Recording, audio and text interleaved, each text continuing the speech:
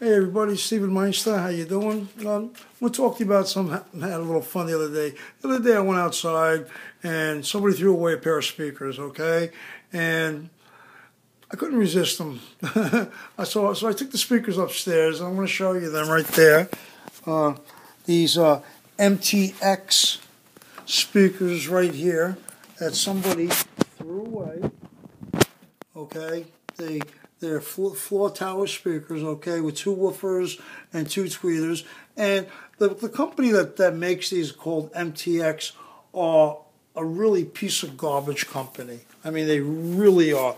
I mean, if you bought these speakers brand new, I bet you could buy a pair of speakers probably for under $200 for the pair. But anyway, the reason why I took them is because the cabinets are very, very, very, very good. All right, and so I picked up the phone and I called some of these audio supply places, and I bought some really good drivers. I mean, the speakers are really the cabinets. There's nothing wrong with the cabinets. So I went out and I bought a pair of clips drivers to go in there. The top of the line clips drivers. There's 1, there's 2 to put in each speaker, and I got 2 more inside. And I put them in there, and I'm building my own speakers. Anyway, these drivers that go into the clip speakers, those clip speakers sell for about $3,000 a pair of speakers, okay? So the drivers are really, really top of the line drivers, you know, and I got friends that I deal with and everything, that we deal and trade, and one guy needed stuff that I had, and I traded in for these drivers. And these 4 drivers ended up costing me $400, okay, for 4 drivers, okay, plus the two tweeters and everything. So I got 6 speakers. I got the 2 drivers in 1 speaker and 2 drivers in the other, okay, and again, there's the MTX speakers right there, and they're garbage speakers. They really are. But I'm putting these speakers in, and let me tell you something. I'm putting $400 worth of really good drivers in these cabinets, and the cabinets are solid cabinets. They're made out of wood. They're not a veneer. That's why I did it. The speakers are going to be worth $2,000 easy, and the sound is going to be fantastic when I finish it. Fantastic. I know it is. You know, you can make so great speakers yourself and save so much money. It's unbelievable. In the 70s and in the 80s, they took pride in making good audio equipment. Today, it's all features, it's all bells, it's all whistles, it's no quality at all. It really is. I mean, even the real expensive stuff. I bought a Denon AVR 2700 or something like that. You had to be a rocket scientist just to figure out how to turn it on. You had to load a CD and everything. In the old days, you took it out of the box, you plugged it in, and boom, you used it and you cranked it, and it was great. You know, that's just one thing. And then I was also walking down the street, and someone threw away 2 speakers like this, 2 10-inch drivers. And they're ugly, but I'm going to refinish the outside, and they're 10-inch, and the 10-inch woofers weren't good, so I had a pair of 10-inch drivers that's sitting in my room, and I put them in there, okay? And you can see in the back of the place, so I got these speakers here. I guess if you had to buy these brand new, they probably cost you, if it was a decent speaker, about $150, $200 each. So I got for free, and I got them, and I put them together, and I actually, not me, I made it for my son-in-law, because he plays bass, and we made them for bass speakers, and these are bass drivers for a bass guitar, and we plugged them in, and they sounded great. It is so easy to make your own stuff if you're creative and you like it. And the best thing about it is that you're doing it yourself, and you're doing it. You're doing it, and you know, I mean, the worst thing that can happen is it sounds like shit, and you know, and you screwed up. The more you do it, the more you learn and everything, and that's how you do it. I bought a new guitar also.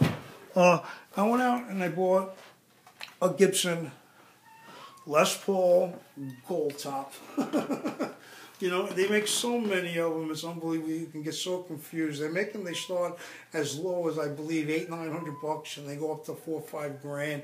So I didn't know when to go down. But there's a great company out there called ZZ Sounds that I deal with that lets you pay them off sometimes in 8 and 12 installments with your own credit card. You put down the initial payment with the tax and the shipping, and the rest you can pay off in 8 and 9 months. So I bought this guitar, I believe it was $1,700 plus tax, a little under maybe $1,800. So I'm paying it off every month for, I think, about $161 a month, which is great. A beautiful four tone controls, your pickups, your 3-way toggle.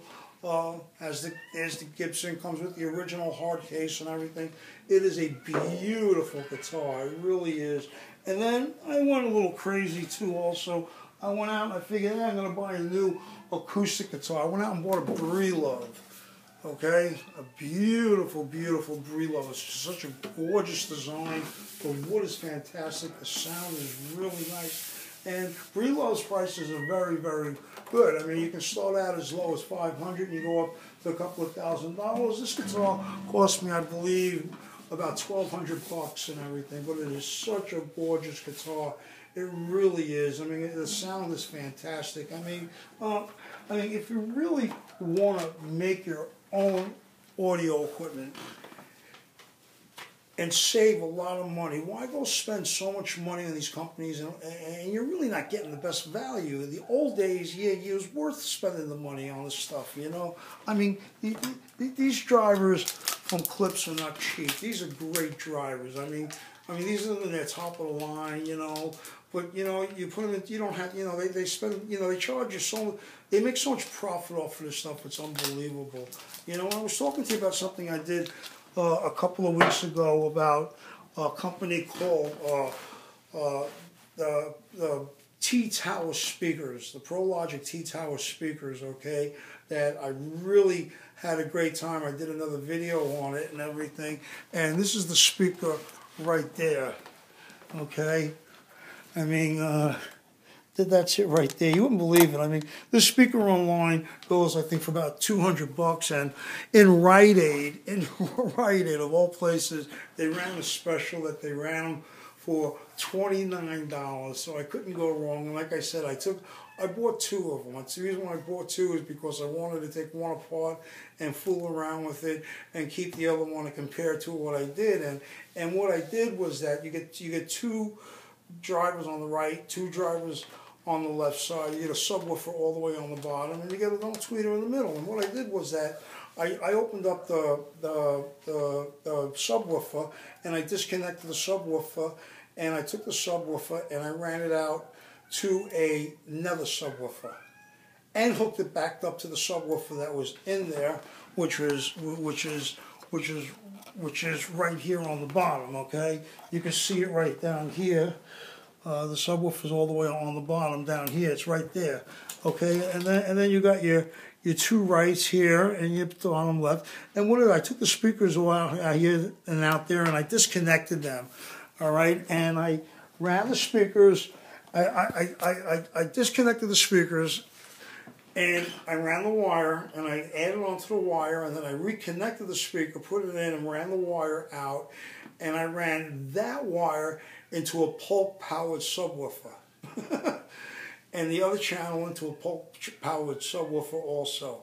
So now I got the subwoofer on there hooked up to another Polk-powered subwoofer. So 2 subs, and then from the right channel on the top and the left channel on the bottom, I ran it to another 10-inch powered Polk subwoofer, and on there I made a pair of speakers myself again that I made out of Sony XBR what are called television they made in the old days, and those speakers were great. They had their own little cabinets, their own little drivers. So I plugged those into the Polk subwoofer and I turned it on, and man, let me tell you something, the walls were shattering. They were shattering. And I turned on the one that I did nothing to it compared to what I just did this. And this speaker cost $29. Okay, so the Polk, I bought a blower on the Polk Power subwoofer for $99 on Amazon. So I bought two of them, you know, two 10-inch powered subwoofers. So I got two 10-inch powered subwoofers for $100 each, okay? And then I got the tower for $29, okay, and everything. And then the speakers cost me nothing. Let me tell you something. This speaker system is unreal. Unreal. It just blows you away compared to the way I left it just the way it was. It just cranks, it gets a little power, but when you turn those pole powers up and the speakers that hook up to it, man, the walls were shattering and the sound was crystal clear. So again, from $200 Polk subwoofers and a $29 tower and a little add-ons I did that cost me nothing. I honestly believe the speaker system probably worth $1,500 from the way it sounds. It is. Now what I'm going to do is the drivers that came in the tower, I'm going to go out and get some really good drivers the same size and take those out and put them in because the crossovers are in there already and you can hook up your iPhone or your iPad or whatever you want and you can play it, and it's a great computer speaker, or you can use it. I actually use it as a jamming session when I hook up my voice box to play my guitar. I need another speaker to cross over, so I use that and it comes through and it cranks unbelievably. But I guarantee you that these MTX speakers that I got right there, okay, I guarantee you that those speakers, when I finish with them, with the money that I paid for the drivers and everything, I guarantee you, if you had to go buy those speakers, you're probably talking about a couple of $1,000 from what you can find. People, whenever I go out and I see something good. And another thing, the great way for musicians to buy musical gear, that I found out the best way, is pawn shops. Pawn shops don't know what they have sometimes. I bought a Fender Stratocaster made in Mexico, and the guy wanted, I think like $600 for the guitar. I'm not sure exactly how much. So I got on the phone and I looked at it, and it was made in Mexico. And I saw it was one of the old, and the guitar was beat up a little bit, but that's okay. The guitar probably has some really good history. So, and I offered the guy $200 for the guitar, and he said no. And I started walking out, and the guy said, "Come on back, come on, man, let's try to work out of this." Listen, I got $200 bills here, man. You know, you want the money. People go in and they need money. They don't know what they're, you know, and then they don't come back and they don't pick up the stuff. You know, it's just incredible what you can pick up in a pawn shop. I bought a Epiphone Black Beauty, okay, which is like the VOS Les Paul. VOS Les Paul is about $4 to $5 grand, and the Epiphone Black Beauty, brand new out of the box, button for button, it's identical. You can't tell the difference. Goes for like $800 with the case and everything. And I bought that in a pawn shop for $400 in mint condition. Mint condition. I mean, pawn shops are the way to go. They don't know what they have. You get on the phone, and you can always haggle with them in the pawn shops because they don't want to keep the merchandise. They want to get rid of it, you know. Anyway, email me if you need some help making your own stuff. I'm disabled. I have lots of time on my hand. I'll be glad to help you guys out and everything. And remember, we can always talk about Hot Tuna, my favorite band, because they are one of the best bands out there. And you guys have a good time, and I'll talk to you soon.